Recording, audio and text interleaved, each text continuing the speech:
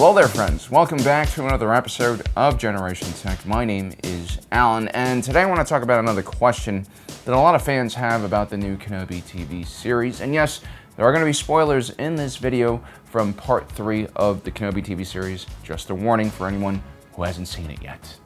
We'll wait for you guys. So the big question is, why does Obi Wan Kenobi seem so much weaker while in exile? And why is Vader so much stronger?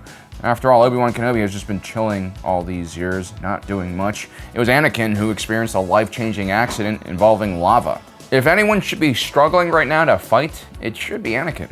Now, this question about Obi Wan Kenobi's weakness compared to Darth Vader has been around much longer than Disney has even owned Star Wars. We've always wondered about this. And now, after watching Kenobi for the last 3 episodes essentially run around with his head down and hood over his head, it's got me wondering this as well. I mean, why is Kenobi afraid of a bunch of Inquisitors? He was a Jedi Master who once sat on the High Council. He was also a general who led the clones from the front through extremely dangerous battlefields. I mean, sure, there's the more practical and rational side of Obi Wan Kenobi, who values stealth and non-aggression whenever possible. I guess even if he does defeat one Inquisitor, where there's one, there's usually another, plus a whole attachment of stormtroopers that could be alerted. Some people have gone as far as to call Obi Wan Kenobi a coward, but I feel like that's just a bad hot take. It doesn't take everything into context. Obi-Wan's not just sitting in the desert for no reason. And sometimes holding back and not doing anything is just as hard as doing something, especially if you're a Jedi and you're used to saving the day. Thank me before this one dies because of you. Please, forgive me, Master. But Obi Wan Kenobi's strength, or lack of strength, really does come to the forefront when he meets his old apprentice Anakin. First of all, I gotta say that scene where Vader walks through that village and starts war criming people left and right was awesome. The tone, the palpable sense of fear, and just the cruelty of it all. It's the one thing that Disney has always gotten right about Star Wars. Ever since Rogue One, Vader has just been a force of nature whenever he comes on screen. And I love how terrifying a real Sith like him is when compared to a bunch of wannabe Sith like the Inquisitors. In all fairness, Disney even did a pretty decent job with Pappy McScrotumface in Episode 9 in Exegol, despite the fact that his appearance was random and kind of tacked on. But I guess it's not that surprising that Disney would understand intimately what the dark side is like. Good job, Mouse. So it's during this fight with Anakin Skywalker that Obi Wan Kenobi's weakness is really shown. This duel between Master and Apprentice is extremely different from the one fought on Mustafar. Instead of standing his ground, Obi Wan Kenobi is on his back or on the run for most of the fight. Vader even gets to treat Obi Wan Kenobi to some 3rd and 4th degree burns. You know, he's been thinking about doing this for a minute. Oh yeah, and by the way, Deborah Chow, she really is doing a decent job. Overall, I like the series, but the action sequences are really weak and borderline cringy. I'm not just talking about the young Leia chase scene, but also the end of this Vader Obi Wan Kenobi fight, where Tala Durf shoots the container full of gas and surrounds the Imperials with fire. And they kind of just let him go as if they couldn't call for backup or walk around the fire, or Vader couldn't jump over the fire. It's almost like they wanted Obi-Wan to get away. Okay, stop getting distracted. No one cares what you think. So why does Obi Wan Kenobi look so weak in these duels when compared to former duels? Well, the first factor is this. After Anakin Skywalker gets used to walking around in his new Darth Gundam wing mobile suit, he has to change his fighting style significantly. Simply put, not only do cybernetic limbs have a latency and lag issue, the specific one that Vader has been given is relatively low quality. You'd think the Emperor would give him something similar to General Grievous' setup, but instead what he gets is like the Kirkland brand of exoskeleton suits. It's not to say that it's bad, it's just very basic and limited in what it can do. Now, Anakin Skywalker is a Gemso and Shen adherent of Form 5 lightsaber technique. But now with this suit, he's had to adapt the form to his new reality. Now, Form 5 is essentially an offensive form derived from Form 3. The philosophy of Form 5 is that time is wasted by always being on the defensive, and so Form 5 is naturally a very aggressive and offensive form, especially for a Jedi. Vader would continue to use Form 5, but he would create his own hybrid version where he would add a bunch of different power moves and power strikes. He's definitely not as fast or as flexible as he used to be, but he's now considerably stronger. Kirkland brand or not, his exoskeleton was made up of durasteel and definitely had much more power and durability than a normal human limb. And now his entire body weighed around 265 pounds, which makes his strikes even heavier. With the dark side on tap, Vader's strikes were also stronger than ever before.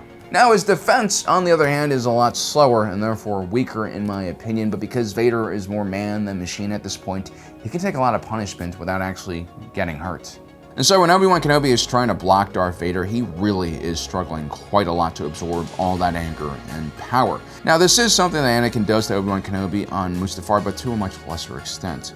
Also, it's fair to say that Obi Wan Kenobi is probably a bit rusty when it comes to dueling. I mean, swinging a lightsaber is like riding a bike. You don't forget everything, but the key to defending against a powerful individual like Vader is not absorbing his blows directly, but deflecting or diverting his energy elsewhere. And this requires very precise parries. Jedi might seem like superheroes, but even they can get out of practice if they've been sitting in the desert for a decade. And it seems like Obi Wan Kenobi was so afraid of getting caught and exposing Luke Skywalker to the Inquisitors that he essentially hid his lightsaber in the desert. So the only melee weapon he's been swinging around in the last 10 years is a butcher knife, which is also why he's basically been using a blaster most of the time, despite it being a very, quote, clumsy and random weapon. So a lack of training is one of the reasons why Obi Wan Kenobi might look weak here, but what about his age? Is that actually a factor? Well, Obi Wan Kenobi isn't that old, especially for a Jedi. He was born in 57 BBY, which means he's in his late 40s by this point. Now, Force users both on the dark side and the light side are able to communicate with their cells and even alter their own molecular structure if they're powerful enough. This means that they can lengthen their lifespan to a certain extent and increase their energy. Now, the Sith and the Jedi have different ways of doing this. The Sith version is much more corrosive and involves bending the midichlorians to your will, whereas the Jedi are more about harmony and becoming one with the Force. But still, the Jedi, the Sith, they're both just meatbag pilots like the rest of us. And so, if you have a lot of wear and tear on your body, no matter how powerful you are in the Force, you are going to feel it to a certain extent. But if you take a look at Star Wars, the most powerful Sith and Jedi, they come from a wide variety of ages, actually.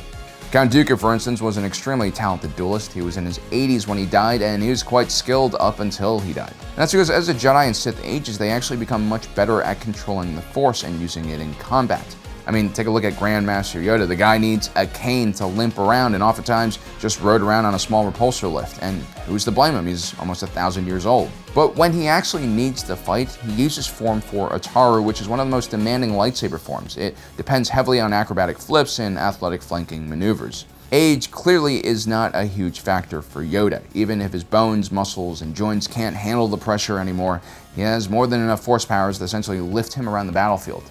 We also have to remember that Obi Wan Kenobi has not cut himself off completely from the Force like Luke Skywalker did. Obi Wan has clearly been trying to contact Qui-Gon Jinn from the Beyond.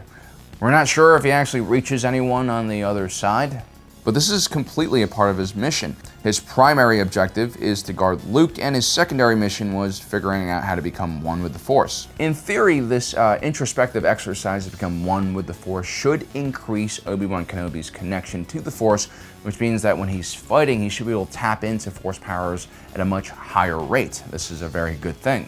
Now, clearly, judging by how much exertion Obi Wan Kenobi uses to stop young Leia from falling to the ground, he's still rusty with the more practical applications of the Force. But just like with lightsaber combat, these are skills that needed to be relearned and re-honed. And I honestly think it's a lot easier for Obi Wan Kenobi to do this. Learn how to use telekinesis, once again, learn how to use Form 3, which is the lightsaber combat form he enjoyed using prior to Order 66. The much more difficult thing to return would be how to access the Force, which Obi Wan Kenobi seems to have no problem with. I ultimately think that this series will show us a huge turning point in Kenobi's exile here on Tatooine. I think eventually he will get in touch with Qui-Gon Jinn from the Beyond. He will also once again develop enough of his powers to a formidable level so that he can easily take out these Inquisitors. And so what we're seeing right now isn't just weakness, it's actually the beginning of his character arc in this wider story. So there you have it, guys. That is my theory why Obi Wan Kenobi is hiding away from combat. He's hiding from the Inquisitors and Darth Vader. Let me know in the comment section below what you think about my theory. Also, don't forget to subscribe and hit that notification button down below so you don't miss out on the rest of our awesome content. As usual, thanks for joining us today. My name is Alan, reminding you that my allegiance is to the Republic, to democracy,